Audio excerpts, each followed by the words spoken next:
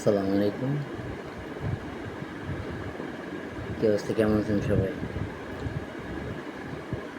বাংলাদেশের বারোটাবাড়ির নাম শুনছেন কিন্তু দেখেন নাই।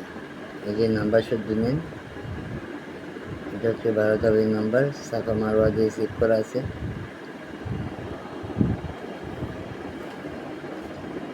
ইমোতে, হোয়াটসঅ্যাপে যেখানে মন চায় সেখানে অনলাইন ভিত্তিক খেলা দেব। এই যে নাম্বার।